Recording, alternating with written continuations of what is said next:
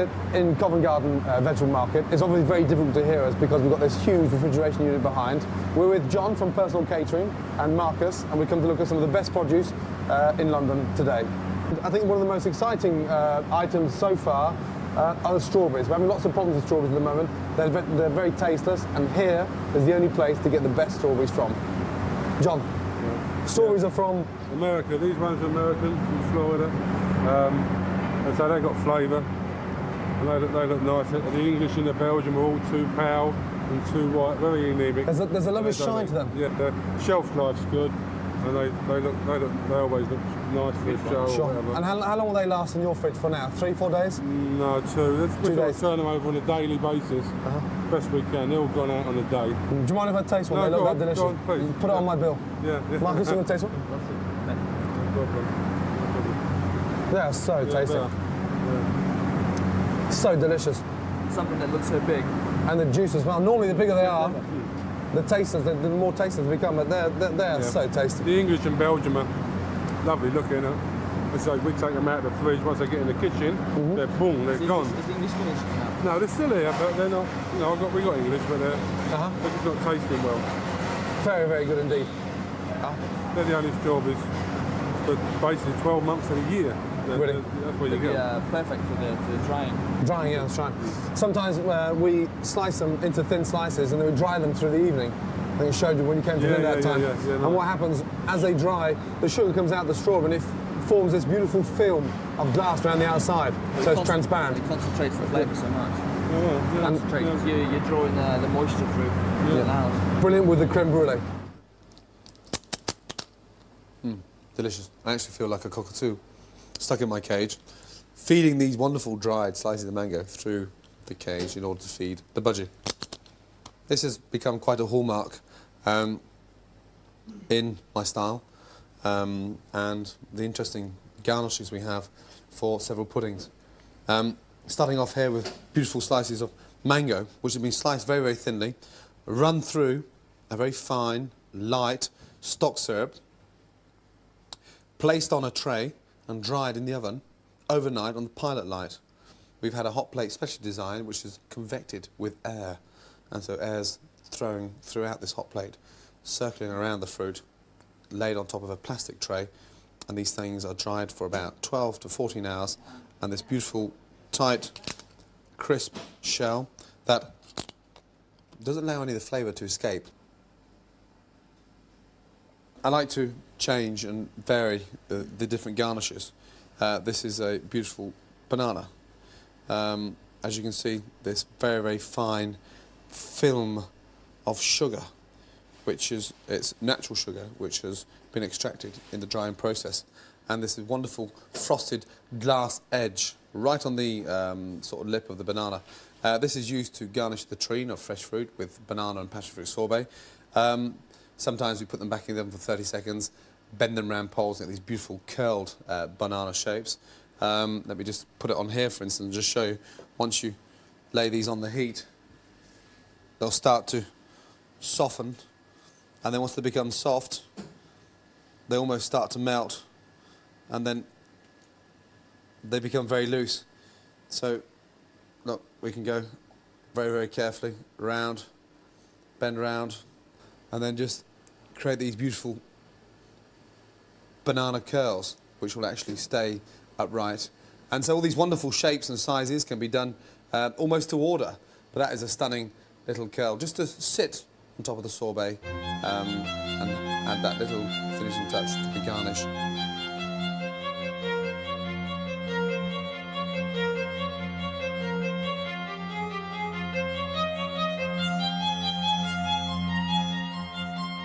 This is a very famous classic dish from the famous Tatin sisters in France. This is a caramelised tarte tatin we're going to do this morning with Toby. We're going to do it together. These are Coxey's apples. The reason we're using the Coxey's at the moment is the fact that they have very little water and naturally sugared, which is nice. So therefore we can maximise their caramelisation and sort of create this wonderful toffee tarte tatin. So we're going to have the butter and the sugar at the bottom of the pan. Toby's going to layer the butter and the sugar at the bottom. On top of that, we're going to place the Coxey's, and that's just going to be lined very, very carefully with puff pastry. Fired up on a very intense heat.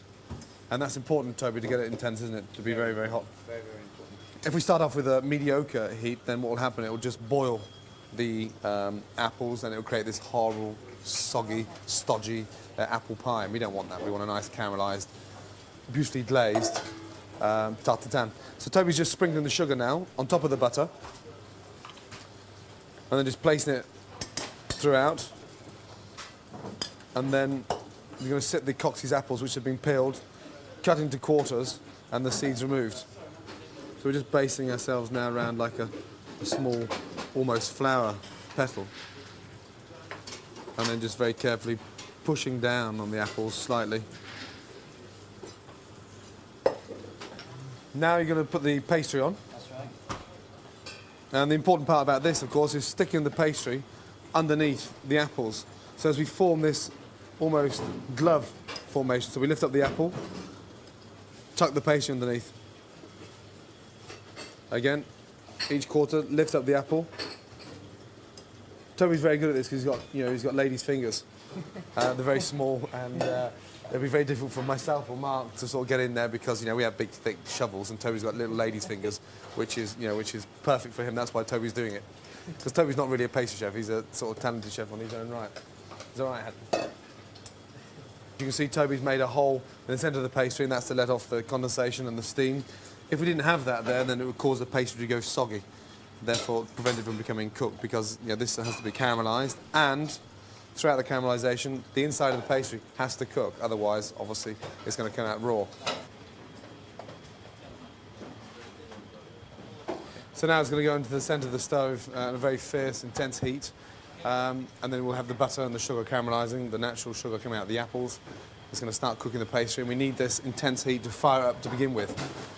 It's done much better on a solid top than it would be on an open flame. If it was done, let's say, on an open flame, it would be too fierce and too direct. So it has to be done on a very flat heat. So, at home you could do this on an Aga, or over your gas ring, you could put some form of metal tray and get that piping hot, and then stick the tatin on top of that. It's important that it's incredibly intense. We fire up for about 3 or 4 minutes. Yes, good. Just caramelise it nicely until the edges just start to colour. Yeah. We've done this with pears. Yes, good. What else would you... Pineapples, Pineapples? peaches, Yep. apricots. It's all very, very good. You need a firm fruit that's not going to puree with the intense heat. So it's nice to go through the seasons and change throughout from apricots. There's one chef in particular that does strawberry, which didn't go down too well. We have a mutual friend, a gentleman who's now turned into a model, a male model, chef by the name of John Cristovelli. He done a tarte tatin of strawberries, and it looked like a disaster. You never caramelise a strawberry because it's soft, it's dainty, and it's a very delicate fruit. But we're not as stupid as that to caramelise a strawberry. So now you can see it's starting to bubble up, and that's what we're going to determine around the outside here, is where the sugar and the butter is just starting to caramelise. And you can see the different colours of the caramel taking, and when it becomes a light brown colour, then we know full well that the apples underneath are beautifully caramelised, and that's when we're going to take it off and put it straight into a hot oven.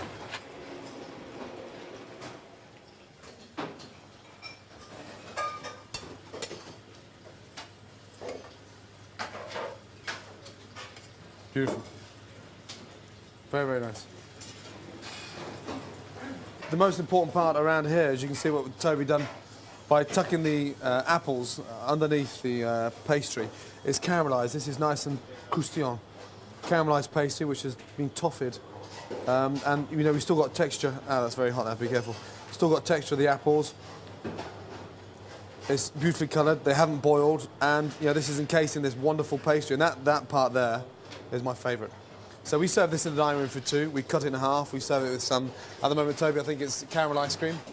That's right, good. Caramel ice cream. Yeah. And then we drizzle some fresh caramel around the outside of the plate. It's a very simple, straightforward pudding, but absolutely delicious. Made from raw ingredients of butter, sugar, some puff pastry trimmings, and 3 or 4 apples. Delicious.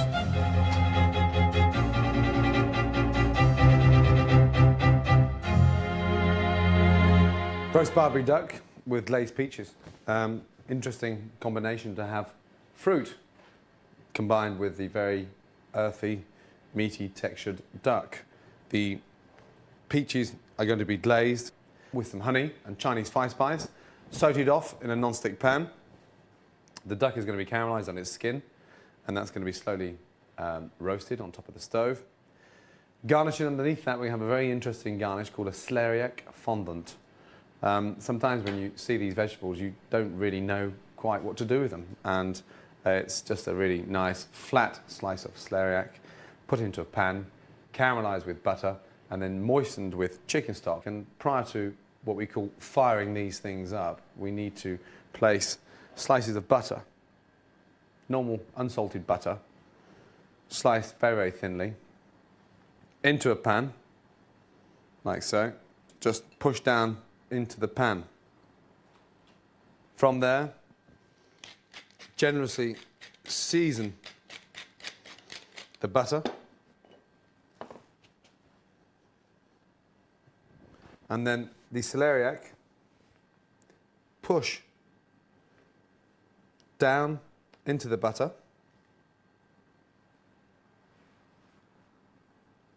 and make sure that's embedded in to the butter.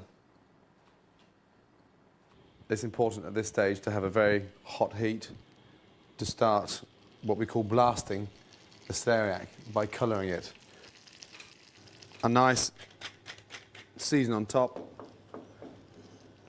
And the interesting thing about this, we fire it at such a temperature when we colour the celeriac, we don't actually turn it. We leave it to cool down and then turn it over, because if we turn it over and fire it again, you're going to overcook the thing. And this is something, a fondant is cooked incredibly slowly, but it needs that intensity to begin with. We're just going to very, very quickly spoon some chicken stock round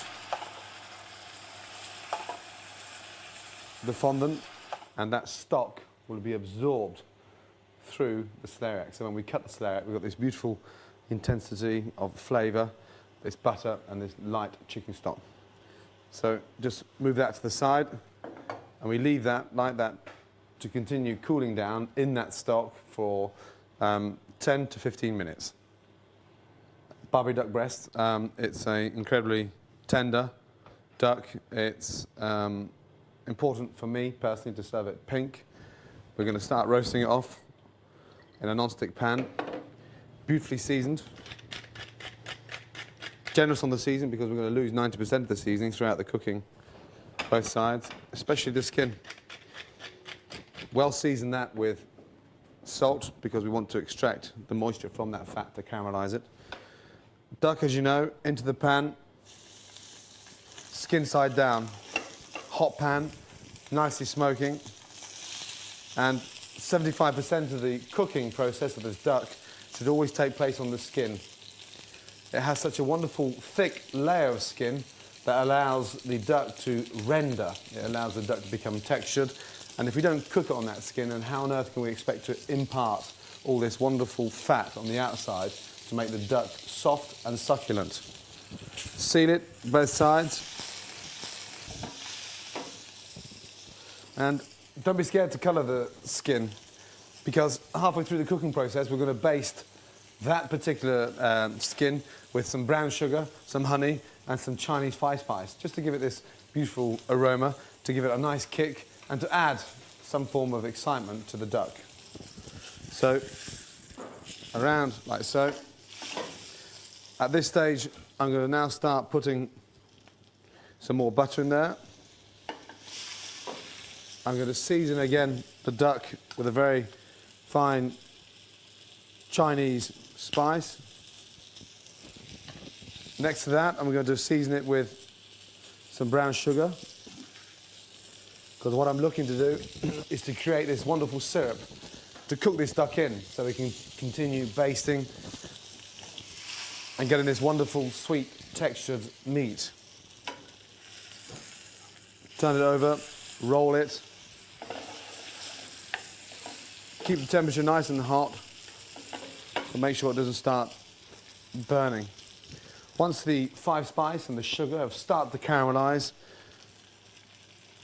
tablespoon of honey into the butter, and then again just turn your duck inside the butter and then continue to baste. I'm just going to turn the heat down now just to start cooling down the pan and reducing the speed of the cooking process, because I want all that sweetness, the caramelisation of the olive oil, the butter, the brown sugar, the honey and the 5 spice to be absorbed throughout the duck. This whole process should take between 10 and 12 minutes, slowly. If it starts getting too dark, then just sprinkle the duck again, refresh the pan with some fresh butter in there, and then just baste. I'm just going to leave that on the side to absorb all that caramel and cook nice and slow. Just to make sure it doesn't get too hot, I'm going to deglaze the pan again with a tablespoon of chicken stock, just to slow the process down. And by putting the stock inside the butter and the caramel, it will stop it from burning. There we are.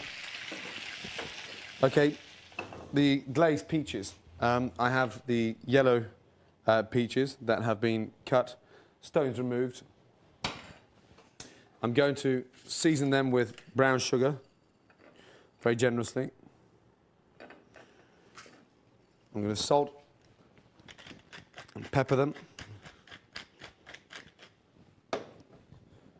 And then just finally sprinkle the peaches quite heavily in Chinese 5 spice.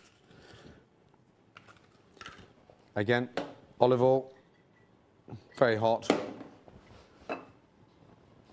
Peaches into the pan. All that garnish with it.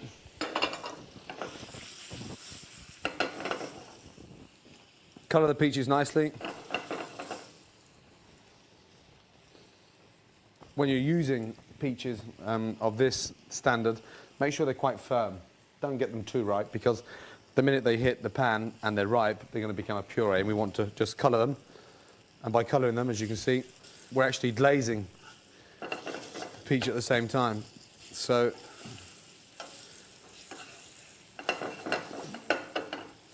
now the caramel started to take place, just a very small knob of butter. So now the peaches are nicely glazed. They're starting to go slightly soft. I'm going to deglaze the pan with some sherry vinegar. And the reason I do this, of course, is to give some acidity to the sweetness, to counteract the sweetness. And so we're going to have this really nice sweet and sour flavour. Vinegar in. Let it absorb into the peaches. Let it coat the peaches. Then I'm just going to add those peaches and the juice to the duck. So here we have the duck that has been rested. It's incredibly pink. It's beautifully coloured, and I'm just going to add the peaches to the duck. Bring it back up to temperature, and then just continue basting. So the whole process of cooking the duck will take about 10 to 12 minutes. And the nice thing about it is bringing the peaches and the duck together in the pan. At the end, we've got the sweet and sour effect with the vinegar and the caramelisation that took place with the brown sugar and the Chinese 5 spice. Okay, the fondant have been resting now for 8 to 10 minutes, cooling down in that first fire of butter and stock that we gave it. We're now going to turn the fondants over like so. You can see that beautiful colour on there now. There's one that's been turned. There's one that's still quite raw on the bottom, but that's nice and soft. Just going to turn that over like so, and just turn up the heat again. Bring the temperature back up to boiling point, really, really intense heat, and then we're just going to leave on the side the fondants to absorb all that chicken stock and just finally cook the bottom. So, very, very simple. Fondant out of the stock. Again, you don't have to drain it or dry it, just take it out. place it into the centre of the plate. Just check the fact that it's nice and soft. Yeah, it's beautiful, like a proper fondant. And around the outside, you've got these lovely textured peaches that are just going to sit very casually around the plate, like so. The garnish finally for the peaches is just a little zest of lime here, which has been cooked in a very small stock, and this is going to give it a very light kick because of the lime juice. Duck, don't dry it, don't remove all that beautiful glaze. Onto a board, razor sharp knife, and just finally turn it over. It's nice and pink, and just slice away. I like to slice the duck incredibly thin because I don't like large pieces of duck in my mouth, and it's a lot easier to eat when it's thin because of the content of fat, and obviously a lot easier to chew. So nicely sliced, and this beautiful colour, and it is so tender. Outsides of the breast onto the fondant, like so, just around, and then finally turn the rest of the duck and just nicely spread that over top, and then red wine sauce, just nappe over the duck very generously because it's an incredibly rich dish. We need some red wine sauce to counteract that sweetness. And here we have the caramelised Barbary duck breast sat on a celeriac fondant with some wonderful, very simple glazed peaches.